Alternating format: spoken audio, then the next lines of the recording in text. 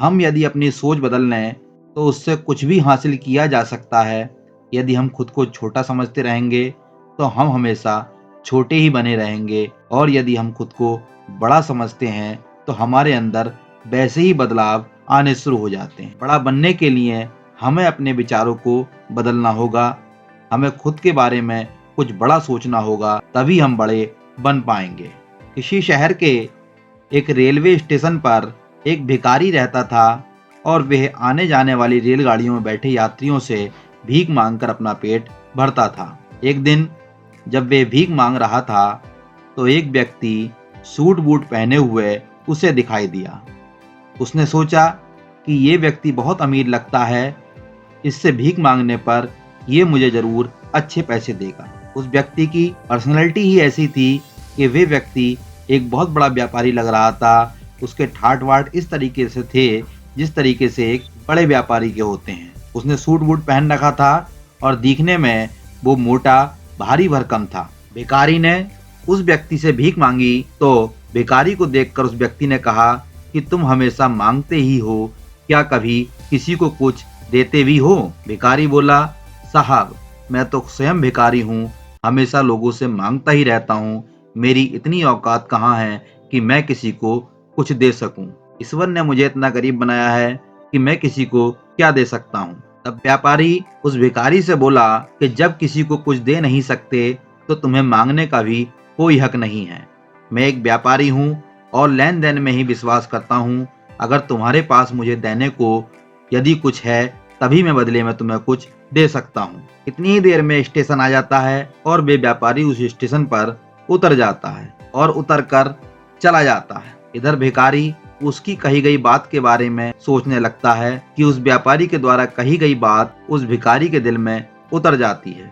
वे सोचने लगता है कि शायद मुझे भीख में अधिक पैसा इसलिए नहीं मिलता क्योंकि मैं उसके बदले में किसी को कुछ दे नहीं पाता, लेकिन मैं तो स्वयं भिखारी हूँ, किसी को कुछ देने लायक भी नहीं हूँ। ईश्वर ने मुझे बनाया ही ऐसा है, मेरे पास देने को क्या है, लेकिन तब तक मैं लोगों को बिना कुछ दिए केवल मांगता ही रहूंगा। बहुत सोचने के बाद उस भिखारी ने निर्णय लिया कि जो भी व्यक्ति उसे भीख देगा तो उसके बदले में वह उस व्यक्ति को जरूर कुछ न कुछ अवश्य ही देगा। लेकिन अब उसके दिमाग में ये प्रश्न चल रहा था कि वे खुद तो भिखारी है और भीख के बदले में वे दूसरों को क्या दे सकता है। उसके पास देने को कुछ है नहीं।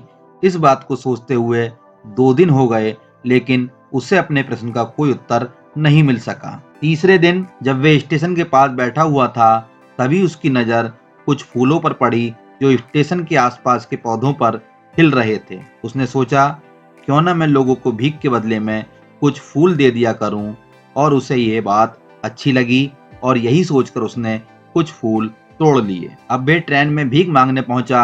अब जब भी कोई उसे भीख देता तो उसके बदले में वह भीख देने वाले को कुछ फूल दे देता। उन फूलों को लोग खुश होकर अपने पास रख लेते थे। अब भिखारी रोज फूल तोड़ता और भीख के बदले में उन लोगों को फूल दे दिया करता था। कुछ ही दिनों में उसने महसूस किया कि अब उसे बहुत अधिक लोग भीख देने लगे थे।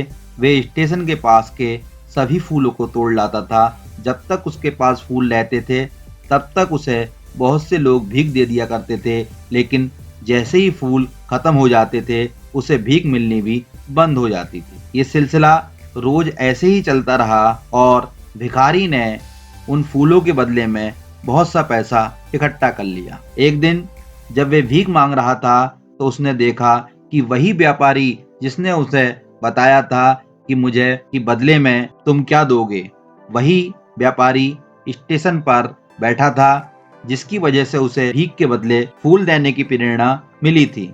वे तुरंत उस व्यक्ति के पास पहुंच गया और भीख मांगते हुए बोला, आज मेरे पास आपको देने के लिए कुछ फूल हैं, आप मुझे भीख दीजिए और मैं बदले में आपको कुछ फूल दूंगा। उस व्यापारी ने उसे भीख के रूप में कुछ पैसे दे दिए और भिखारी ने कुछ फूल उस व्यापारी को दे दिए। उस व्यापारी को ये बात बहुत पसंद आई कि भिखारी ने उसे पैसों के बदले फूल दिए हैं। वह बोला, वाह क्या बात है, आज तुम भी मेरी तरह एक व्यापारी बन गए। इतना कहकर वे फूल लेकर अपने स्टेशन पर उतर गया। लेकिन उस व्यापारी के द्वारा कही गई बात एक बार फिर से उस भिखारी के दिल में उतर गई। वे बार बार उस व्यापारी के द्वारा कही गई लाइन के बारे में सोचने लगा और बहुत खुश होने लगा। उसकी आंखें अब चमकने लगी थीं। उसे लगने लगा था कि अब उसके हाथ सफलता की वे चाबी लग गई है जिसके द्वारा वे अपने जीवन को बदल सकता है। वे ट्रेन से नीचे उतरा और उत्साहित होकर बहुत तेज आवाज में ऊपर आसमान की तरफ देखकर बोला, मैं भिखारी नहीं हूँ, मैं एक व्यापारी हूँ। मैं भी उस व्यापारी जैसा बन सकता हूँ, मैं भी अमीर बन सकता हूँ। लोगों ने उस भिखारी की तरफ देखा और सोचा कि शायद ये भिखारी पागल हो गया है, और अगले दिन से वे भिखारी उस स्टेशन पर फिर कभी दिखाई नहीं दिया। लेकिन एक साल बाद इसी स्टेशन पर दो व्यक्ति सूट बूट पहने यात्रा कर रहे थे। दोनों ने एक दूसरे को देखा तो उनमें से एक ने दूसरे से हाथ मिलाया और कहा, क्या आपने मुझे पहचाना? दूसरा व्यक्ति बोला, नहीं, मुझे लगता है कि मेरे हिसाब से हम लोग पहली बार मिल रहे हैं।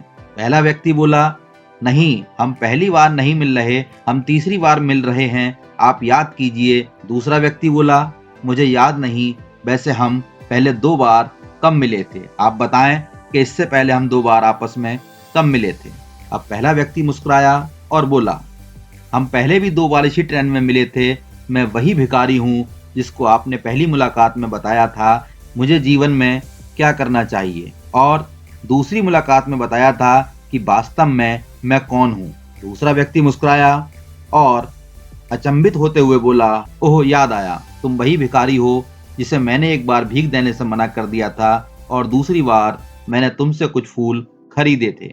लेकिन आज तुम ये सूट बूट में कहाँ जा रहे हो और आजकल क्या कर रहे हो? तब पहला व्यक्ति बोला, हाँ, मैं वही भिखारी हूँ, लेकिन आज मैं फूलों का एक बहुत बड़ा व्यापारी बन गया हूँ और इसी व्यापार के काम से दूसरे शहर जा रहा हूँ। कुछ देर रुकने के बाद वे फिर बोला, आपने मुझे पहली मुलाकात में प्रकृति का वह नियम बता दिया जिसके अनुसार हमें तभी कुछ मिलता है जब हम उसके बदले में किसी को कुछ देते हैं। लेन देन का यह नियम वास्तव में काम करता है। मैंने ये बहुत अच्छी तरह से महसूस कर लिया है, लेकिन मैं खुद को हमेशा ही भिखारी समझता रहा। इससे ऊपर उठकर मैंने कभी सोचा ही नहीं, और जब आपसे मेरी दूसरी मुलाकात हुई तब आपने मुझे बताया कि मैं एक व्यापारी बन चुका हूँ। मैंने समझ लिया था कि लोग मुझे इतनी भीख क्यों दे रहे हैं, क्योंकि वे मुझे भीख नहीं दे रहे थे, बल्कि उन फूलों का मूल्य चुका रहे थे जो मैंने उन लोगों को दिए थे।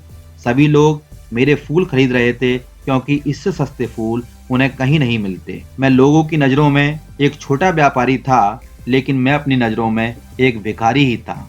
मैं लोगों को फूल देता रहा तो लोगों ने मुझे एक छोटा व्यापारी समझ रखा था, लेकिन मैं स्वयं को अपनी नज़रों में भिखारी ही समझता था। आपके बताने पर मुझे समझ आ गया कि मैं एक छोटा व्यापारी हूँ। मैंने ट्रेन में फूल बांटने से जो पैसे इकट्ठे किए थे उनसे बहुत फूल खरीदे और मैं आज फूलों का व्यापारी बन गया। यहाँ के लोगों को फूल बहुत पसंद हैं और उनकी इसी पसंद ने मुझे आज फूलों का एक बहुत बड़ा व्यापारी बना दिया है। दोस्तों, इस कहानी से हमें बहुत कुछ सीखने को मिलता है। व्यापारी जो भिखारी को मिला था वह गिव एंड टेक के रूल को बहुत अच्छी तरह जानता था। दुनिया के सभी बड़े व्यापारी इसी लाइफ रूल का यूज करके बहुत बड़े व्यापारी बन पाए हैं। इसी फार्मूले को उस व्यापारी ने उस भिखारी को बताया और भिखारी ने इस नेचुरल रूल को अपना लिया और इसका असर उसके जीवन में साफ दिखाई भी देने लगा। वह जान चुका था इस फार्मूले को व्यापारी ने भिखारी को बता दिया था। भिखारी ने इस नेचुरल रूल को अपना लिया और इसका असर उसके जीवन में साफ दिखाई देने लगा। वह जान चुका था कि उसे क्या करना चाहिए, लेकिन अपनी छोटी सोच के कारण वह खुद को भिखारी मानता रहा। वह स्वयं को पहचान ही नहीं पाया और अपनी थिंकिंग को बदल भी नहीं पाया। ये कहानी हमें बताती है कि हम यदि अपनी सोच बदल लें तो उससे कुछ भी हासिल किया जा सकता है। यदि हम खुद को छोटा समझते रहेंगे तो हम हमेशा छोटे ही बने रहेंगे। बड़ा बनने के लिए हमें अपने विचारों को बदलना होगा। हमें खुद के बारे में बड़ा सोचना होगा, तभी हम बड़े बन पाएंगे। इस कहानी में भिखारी खुद को भिखारी ही समझता रहा और भिखारी ही बना रहा, लेकिन जब उसे पता चला कि वे तो एक व्यापारी है तो उसने अपने विचार बदल लिए। अपने विचार बदलने से ही उसका जीवन भी बदल गया। उस व्यापारी ने उस भिखारी के आत्मसम्मान को जगा दिया था और वह इसी कारण आज भिखारी से एक बहुत बड़ा व्यापारी बन पाया। दोस्तों, आप भी प्रकृति के इस नियम को सीखिए, अपने आत्मसम्मान को जगाइए, अपनी सोच को बदलिए और उसे बहुत बड़ा बनाइए। ऐसा करके देखिए, आप पाएंगे कि आपका जीवन बदल चुका है और आप भी एक पहाड़ पर सबसे ऊपर खुद को खड़ा हुआ पाएंगे और उस पहाड़ का नाम होगा सफलता।